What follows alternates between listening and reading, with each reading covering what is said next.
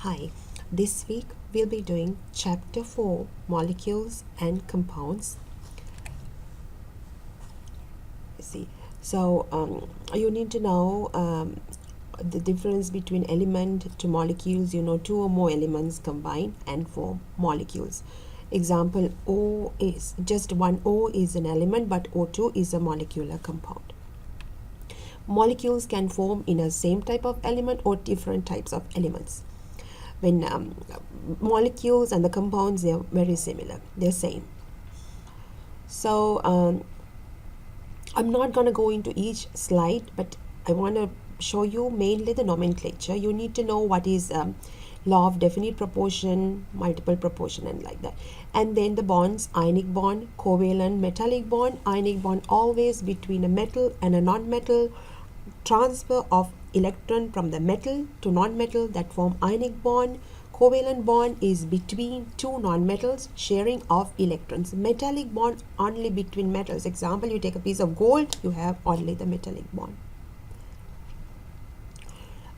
So ionic bond between metal and a non-metal. Always keep in mind, when ionic bond form, metal loses an electron, form cation. Non-metal gain that electron, becoming an anion.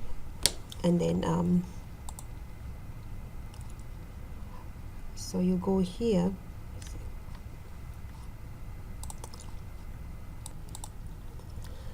Okay, so in this I have the periodic table.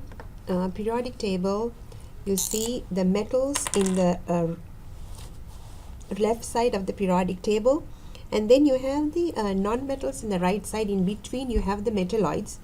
There's a little staircase like that you can draw. Silicon, germanium, like that. So boron is a non-metal. Silicon, germanium, arsenic, like that. These are the non-metals. So you need metalloids. So you need to know what are the non-metals in the metalloid in the periodic table. So these will be the metals. These are the non-metals, metalloids. I can give you a nice activity, so you can get a blank periodic table, color metals in one color, non-metals in one color, and metalloids the other color. So metals losing an electron form cation, non-metal gain that electron, forming an anion. So let's look at how this ionic compound forming. Ionic compounds, when ionic compound form, there's always metal and a non-metal. So if I look at the ionic compound nomenclature,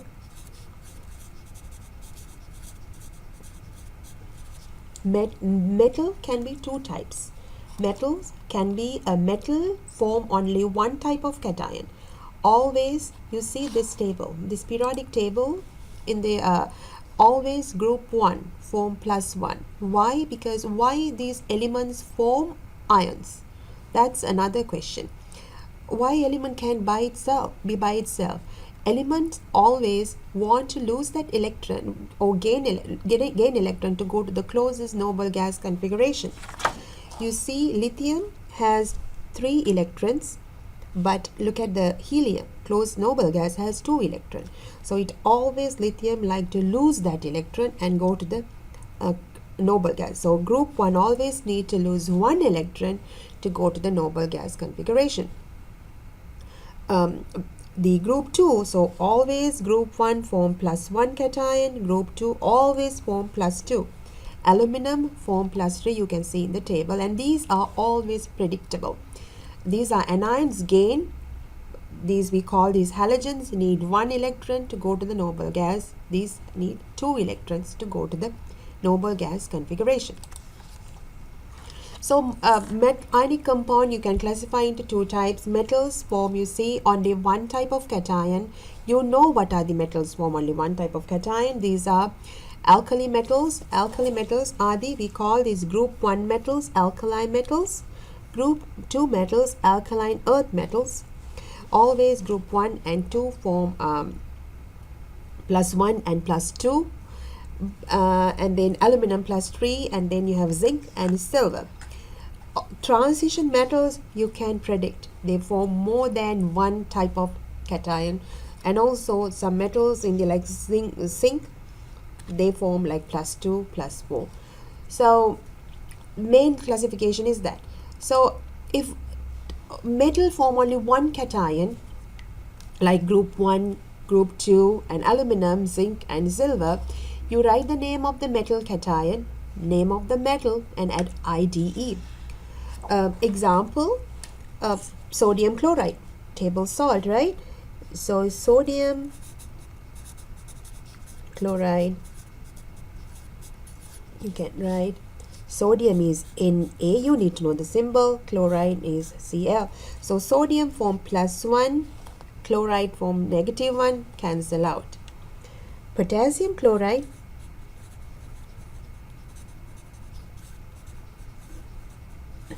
potassium is K, chloride is Cl, cancel out, so KCl.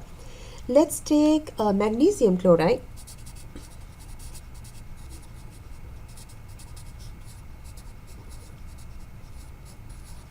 Magnesium is Mg, chloride is Cl. Magnesium form, what is the charge of the cation? +2, chloride is -1. Magnesium charge goes under chlorine. Always the easy thing is find the charge of metal, find the charge of the non-metal. You switch it. So magnesium charge goes under oxygen. Chloride charge is 1. Usually you don't write 1. Let's write aluminum chloride.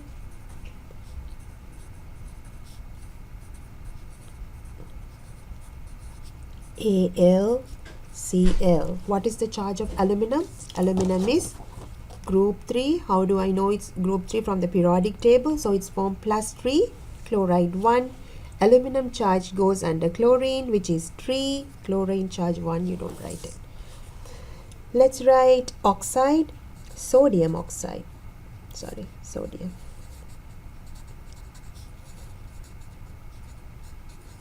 So sodium is Na, oxide is O. Like you don't write sodium oxygen, you write oxide.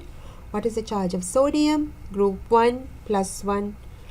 Oxygen, -2. How do you know? It's group 6. Always group 6 form, -2. Group 7 form, -1. So oxygen charge goes under oxygen. This 2 comes Na2O. But let's write magnesium oxide.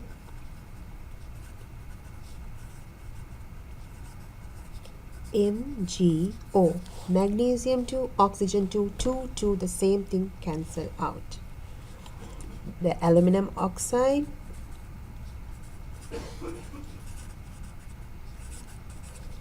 aluminum Al, oxygen O, aluminum 3 goes under oxygen, Al2O3. So this is how you name if it is just one type of cation. Let's look at, so this is some examples. Silver nitride. So multivalent. Multivalent metals means there are certain metals. I told you there are some metals in the transition elements. So these are the transition.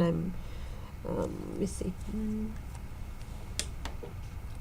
Yeah, this one. So I use this one. So these are the transition metals.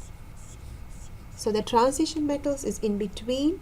Transition metals and some p block metals also form more than one type of cation. At that time, the same principle, but you write the name of the metal, and in parentheses you need to write the charge of the cation. Example, iron form iron 2, iron 3. So if I have to write iron chloride, I need to write like iron 2 chloride, like that. The other one is iron 3 chloride. So FeCl, I know iron charge is 2, goes under here, FeCl3. FeCl2, FeCl3, like that. And then I can write CuO, Cu2O. How do I know the charge of this copper? Because oxygen is 2, copper should be 2. So you can write copper 2 oxide. This one, copper 1, because under here oxygen 2, 1 oxide. At the same time, I want you to know, so this is name of the cation, charge, you write in the parenthesis, and the ide. So these are the type 2 cations. You see chromium 2 plus, 3 plus, like that. So, and also there are anions. We call them polyatomic anions. Polyatomic anions also function as the same way like monoatomic, like anions like chloride, oxide, bromide. But there are polyatomic we call oxyanion. There are oxyanions like NO3 minus, we call nitrate. So here I have shown here polyatomic anions. Like polyatomic anions has the negative charge. They function same as any other monoatomic anion, but it's just the two elements, many and more than two atoms, but function as one. Like example, I'm writing sodium chloride NaCl because the sodium charge is +1, chloride charge is -1. Now I know I have another anion, oxyanion NO3 minus, which is -1 charge. How do I write? Sodium nitrate NaNO3. It's the same thing. But if I have to write magnesium chloride, I write MgCl2. How do I write magnesium nitrate? I write MgNO3. Charge of nitrate is 1, goes under magnesium. Charge of magnesium is 2, goes under nitrate. So you write parenthesis 2, magnesium nitrate. So that's how you write the polyatomic anions. So these are some common polyatomic anions. And then naming molecular compounds is, so this is the end of ionic compounds. If you have to write the molecular compound mean compounds made out of two non-metals. How do you name that? Like, you're familiar. CO2, you call carbon dioxide. CO, carbon monoxide. Right, carbon dioxide, carbon monoxide, like that. You always NO2, nitrogen dioxide. Always you write the prefix at the end, you add ide.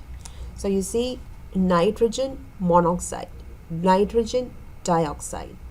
You can make it a little bigger. So here it is a pen. I'll get the pen. Nitrogen monoxide, nitrogen dioxide. So what is this one?